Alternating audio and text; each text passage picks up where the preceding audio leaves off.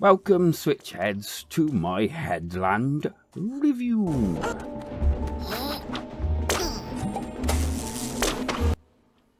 Go ahead and hit that like and subscribe button to be kept up to date with more of my content.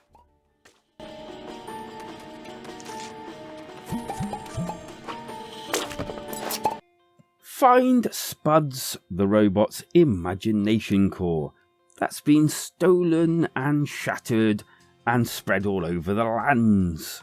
And that basically is the story with a few little details left out, but this is all you really need to know of the story from this mobile phone port. And so, firstly, having played the mobile game, to which there is a demo on the store, I thankfully can report its controls are a lot better with the Joy-Cons thumbsticks to actually move around with.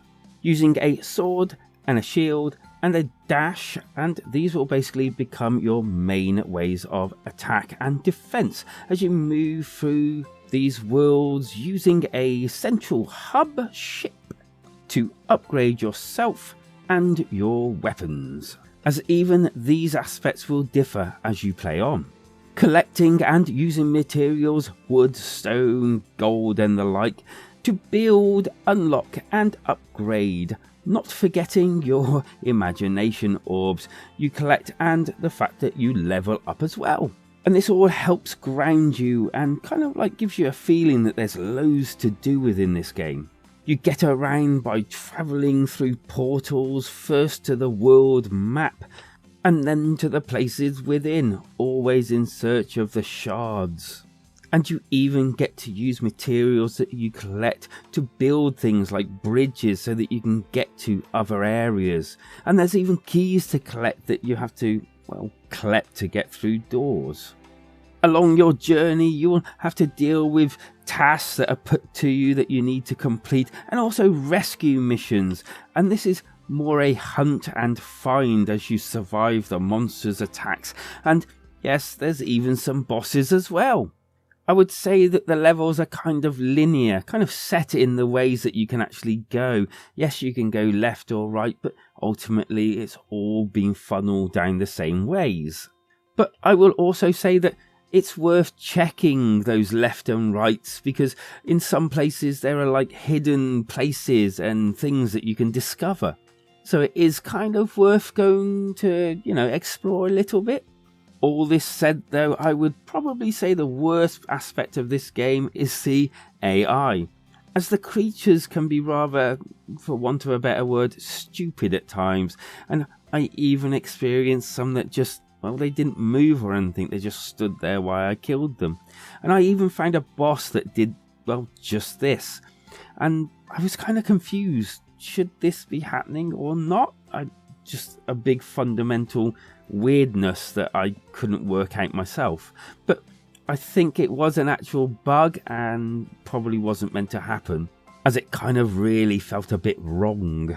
The look of the game, however, was actually very cartoony and bright and quite happy at the most parts, and I did actually like this style, as it made me feel a bit happy. The creature designs as a whole looked good and okay. I mean, you are quite far back, so there was nothing really close up here to actually, scrutinise, if you like. Sound-wise, it was not really using the Switch's full capabilities, I would probably say, as nothing really jumped out at me and said, hey, this is actually new or surprising or really, really decent. And it was also a little bit of a shame that it wasn't voiced as well. But again, I know why indie developers don't voice games, but it's still nice when they do.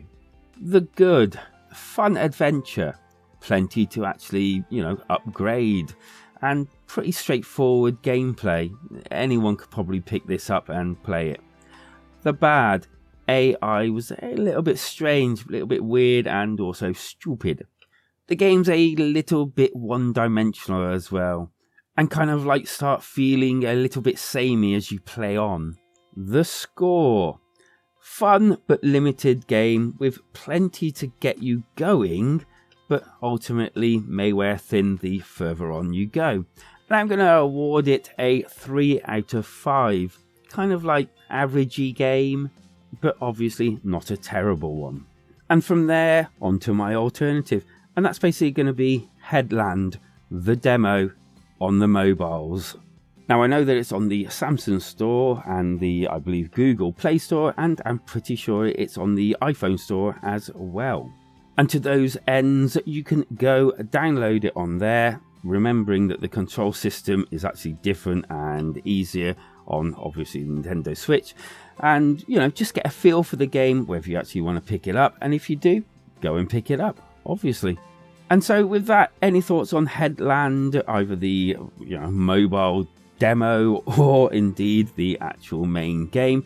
You know, any thoughts, leave them down in the comments. That is, after all, where they belong. And don't forget to hit that like and subscribe button to be kept up to date with my latest content, especially if you've made it this far and you haven't already. And if you want, come and see us over at the community Discord for, well, more conversation, because life is better when we switch together.